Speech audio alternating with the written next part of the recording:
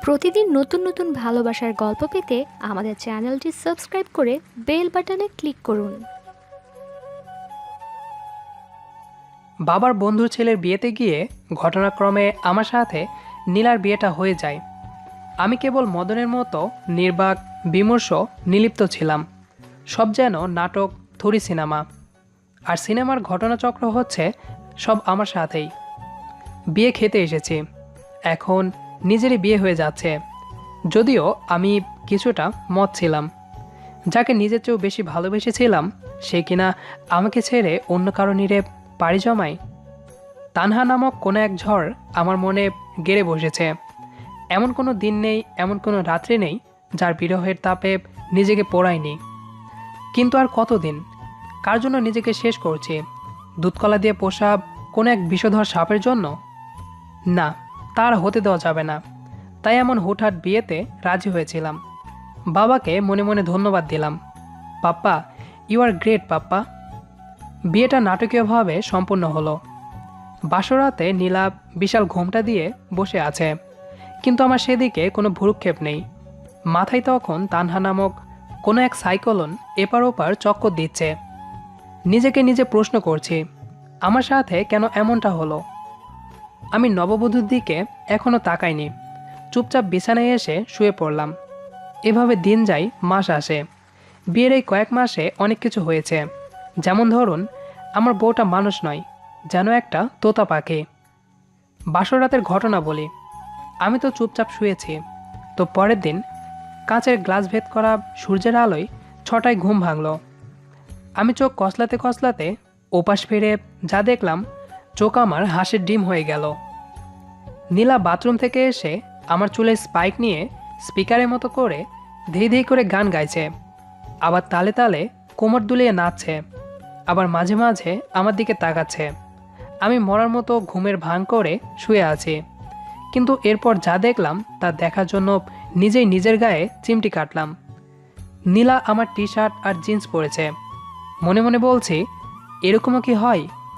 তারপর dressing table থেকে আমার কাছে এসে মাথা ঝুঁকিয়ে বলল, আপনার নাকটা খুব কিউট, তাড়াতাড়ি ফ্রেশ হয়ে আসুন। তারপর রুম থেকে ধেই ধেই করে নেচে নেচে চলে গেল। আমি টেরা চোখে তাকিয়ে বিছানা থেকে লাফ দিয়ে উঠে গেলাম। গায়ে আবার চিমটি কাটলাম। এটা কি স্বপ্ন নাকি সত্যি? না, সবই সত্যি।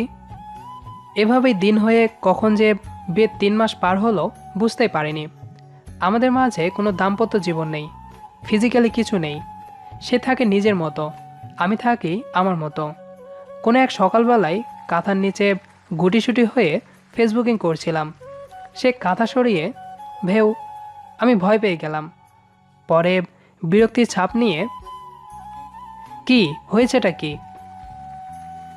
আপনি কাঁথা নিচে কি করছেন? কোনো চুরি টুরি করার প্ল্যান করছেন না তো? কাঁথার নিচে শুয়ে শুয়ে? আমি ভ্রুকুচকে বললাম, আমাকে আপনার চোর মনে হয়? চোরের গায়ে কি লেখা থাকে যে সে চোর?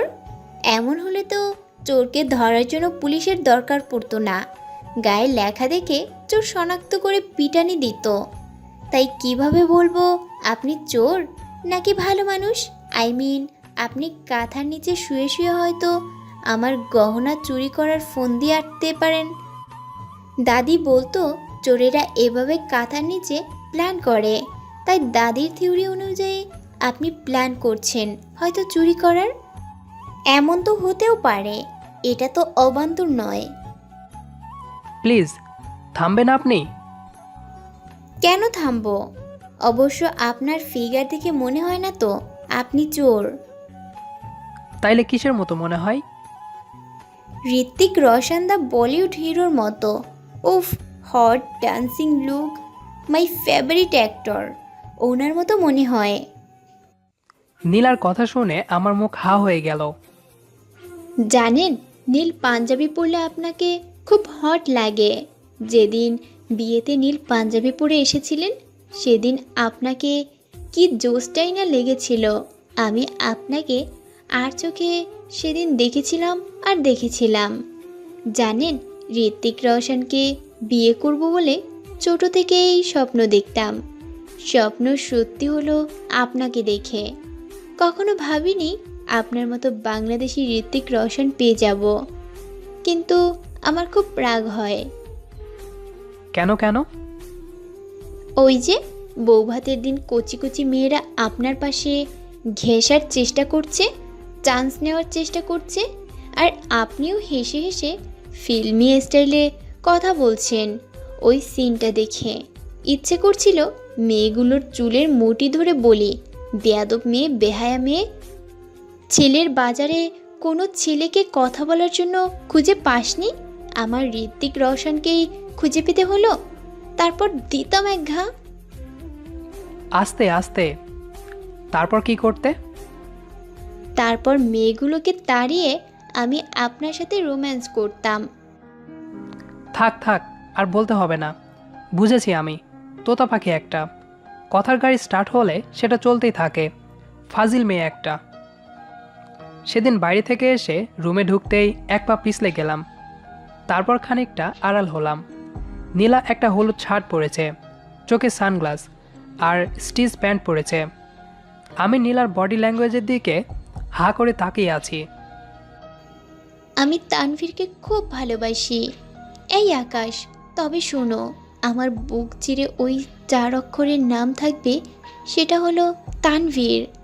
ওই বাতাস, জেনে রাখো, আমার ভালোবাসা হিরে, ডায়মন্ড, স্বর্ণ সবার চেয়ে খাঁটি। চৌধুরী সাহেব, আমি মেয়ে গরিব হতে পারি, কিন্তু আমার ভালোবাসা গরিব নয়। আমার ভালোবাসা কেনার মতো কোনো সামর্থ্য আপনার নেই চৌধুরী সাহেব। লাস্ট কথাটা শুনে হাসি চেপে রাখতে পারলাম না, অজান্তেই হেসে ফেললাম। আমার আগমনের উপস্থিতি টের পেয়ে নীলা একটু লজ্জা পেল। এত হাসার কি হলো? না না, কি আবার হবে, কিছু হয়নি। আপনি কিছু দেখেননি তো? একদমই না। তাইলে হাসছেন কেন? আপনার ভালোবাসা কেনার সামর্থ্য আমার নেই, তাই হেসেছি। নীলা এবার রাগি রাগি ভাব নিয়ে তাকালো। চোখের ভাষা দেখে মনে হচ্ছে এই বুঝি কাঁচা খেয়ে নিবে আমাকে। মাস পেরিয়ে বছর এলো। এরই মাঝে তানহা নামক ভূতটা কিছুটা সরে গেছে। নীলার দুষ্টমি, মিষ্টি পাগলামি আর খুনসুটি খুব ভালোই লাগতো। নীলার বয়স মাত্র 20 আর আমার 26। খুব প্রাণবন্ত, চঞ্চল, যৌবনের তারণে উজ্জ্বল মেয়ে নীলা। এভাবে 1 বছর পেরিয়ে নতুন বছরে পা রাখলাম। আশেপাশের প্রতিবেশীরা কানাঘষা করে, এতদিন হলো বিয়ে হয়েছে, এখনও কোনো বাচ্চা কাচ্চা হলো না। আসলে আমি কখনো নীলার কাছাকাছি আসিনি, বা নীলাও আসার চেষ্টা করেনি। কোনো এক অদৃশ্য দেওয়াল কাছে থেকেও অনেক দূরে রাখার চেষ্টা করছে। তাছাড়া নীলার বয়স অনুযায়ী সে খুব ছোট। সে কি বুঝবে স্বামী স্ত্রীর সুখের জন্য একটা সন্তান নেওয়া কতটা গুরুত্বপূর্ণ? এখন তাকে সব কথা বলতে গেলে দেখা যাবে সে নিচে গিয়ে মাকে গিয়ে সব বলে দিবে। তারপর লজ্জায় আমার দোকান কাটা যাবে। এভাবেই নীলার সাথে কোনো এক অদৃশ্য দেওয়ালের আলাদা সত্তা হিসেবে সংসার করতাম। যতদিন না নীলা সেক্সুয়ালি অ্যাডাল্ট হয়, আমি তার কাছাকাছি আসব না, ভালো বন্ধু হয়ে থাকব। নীলা তার ভালো লাগা কিংবা খারাপ লাগা, পছন্দ অপছন্দ সব শেয়ার করত। অফিসে থাকলে কম করে হলেও 5 থেকে 10 বার ফোন দিবে। অফিস থেকে আসতে দেরি হলে বলবে, এই যে ঋত্বিক রোশন, কোন মেয়ের দিকে তাকিয়েছেন? আমি জানি তো আজকে কোনো এক মেয়ের সাথে ঘুরতে গিয়েছিলেন, তাই এত দেরি হলো। যেদিন দেরি করে বাড়ি ফিরি সে অভিমান করে রাতে ভাত খায়নি। অনেক কষ্ট করে রাগ ভাঙালাম, অথচ যে তানভীর কোনোদিন কারো ইগোকে পাত্তা দেয়নি। অনেক কষ্ট করে বোঝালাম যে অফিসের কাজের জন্য লেট হয়েছে। আরেকদিন অফিস থেকে এসে আমার শার্টের বোতামে একটা মেয়ের চুল পাওয়া যায়। বিষয়টা আমিও জানতাম না কিভাবে এই চুল এলো, কিন্তু কি করে নীলাকে বোঝাই। সেদিন আমাকে বলেছিল, আমার মাঝে কিসের কম আছে যার কারণে অন্য মেয়ের সাথে রাত কাটাতে হলো? কথাটা বলার সাথে সাথে নীলার আঁচল আর ব্লাউজ খুলে ফেলে দেয়। দেখো আমার মাঝে কিছু কম আছে কিনা। সেদিন নীলার শরীরের দিকে তাকিয়ে নিজেই খুব লজ্জা পাই। কিভাবে বুঝাবো আমি কোনো মেয়ের সাথে রাত কাটাইনি। সে আমাকে ভুল বুঝছে। হয়তো বাসে জ্যামে ভুলবশত কোনো এক মেয়ে চুল আটকে গিয়েছিল, কিন্তু নীলাতা মেনে নিল না। বিয়ের 5 বছর পর জানতে পারলাম নীলা অন্তঃসত্ত্বা। তার মানে নতুন কোনো অতিথি আসতে চলেছে। পিচ্চির কোলে আরেক পিচ্চি। নীলার মুখে হাসির ছাপ গাঢ়ভাবে ফুটে উঠেছে।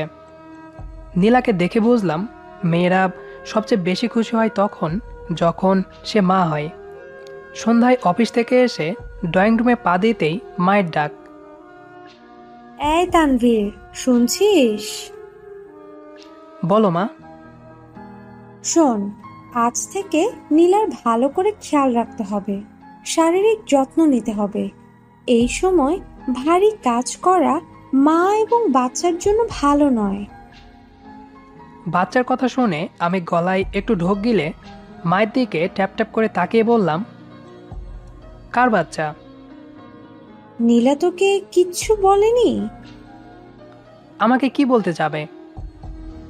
আরে মদন, লীলা 5 মাসের অন্তঃসত্ত্বা। এহ। জি হ্যাঁ।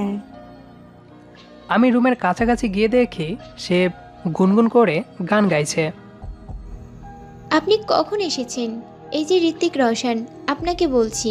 হ্যাঁ, আপনাকে বলছি। আমাকে? এখানে দুজন ছাড়া কেউ নেই, তাইলে কি আমি ভূতকে বললাম? আমি এপাশ ওপাশ তাকালাম, তারপর মাথা ঝাঁকিয়ে বললাম, ও হ্যাঁ, তাই তো তাই তো। কি তাই তো করছেন? বলেছি কখন আসছেন? এই তো একটু আগে। তার মানে সব দেখেছেন? ওই যে একটু আটটু। ইস, কি লজ্জা কি লজ্জা। নীলা জিহ্বাই কামড় দিয়ে নিচে চলে গেল। আমি ওর চলে যাওয়ার দিকে তাকিয়ে হেসে ফেললাম। পাগলি একটা। সেদিন থেকে নীলার ওপর খুব কেয়ারিং করতাম, সাথে নতুন অতিথিরও। মায়ের করা আদেশ, বৌমাকে ভারী কাজ করতে দেওয়া যাবে না। না মানে কখনোই না।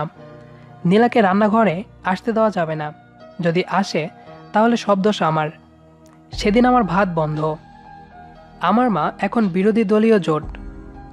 সেদিন আমি অফিসে ছিলাম। কাজের চাপ একটু বেশি, বেশি বলতে অনেক বেশি। দম ফেলার জো নেই, তাই মোবাইল সাইলেন্ট মোডে রেখে মনোযোগ দিয়ে অফিসের কাজ করছিলাম।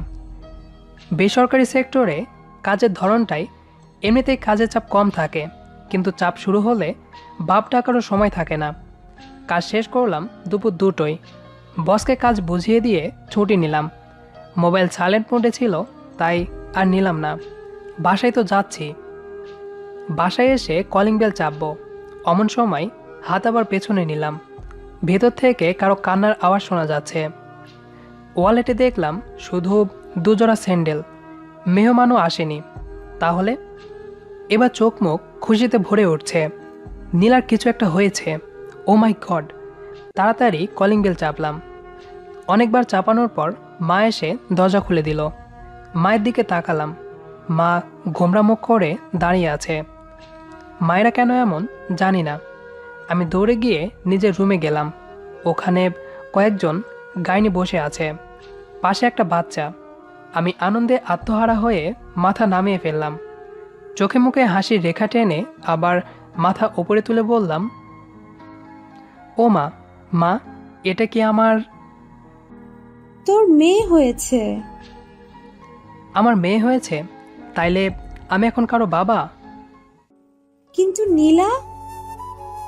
নীলা কি মা? পাশে বসা এক গাইনি বলে উঠল, Nila had dead before you come. বিছানায় আমার সদ্য ভূমিষ্ঠ হওয়া মেয়েটি হাত পা ছড়িয়ে মায়ের অকাল মৃত্যুতে হয়তো জানান দিচ্ছে তার মা আর নেই। আমি দাঁড়িয়ে থাকতে না পেরে ঠাই বসে পড়লাম। ফ্রিজের জলরাশি জমে যেভাবে বরফ শিলা সৃষ্টি করে, তেমনি আমার পুরো শরীর বরফের মতো অবশ্যই আসছে। এক পিচ্চিকে আনতে গিয়ে আরেক পিচ্চি চলে গেল। বিধাতা, এ কি তাহলে নিয়তি? কিছু গল্প শেষ হতে চায় না, কোথাও যেন অপূর্ণতা থেকে যায়। একটা বিস্তর ফারাক যেন অপূর্ণতাকে গাঢ় করে তোলে। নীলা রেখে যাওয়া হাজারো স্মৃতি মনের নীলখামে তুলে রেখেছি। এটা দলিল, অপূর্ণতার দলিল, ভালোবাসার দলিল। তুমি না থেকেও আছো আমারই মনের নীলখামে। তুমি থাকবে। রেখে যাওয়া সত্তাকে নিয়ে সারা জীবন তোমায় বুকে ধারণ করব আমি। গল্পটি একটু অন্যরকমের ছিল, তো জানি না আপনার কাছে কেমন লেগেছে। তো আপনার কাছে কেমন লেগেছে সেটি অবশ্যই কমেন্ট করে জানাবেন।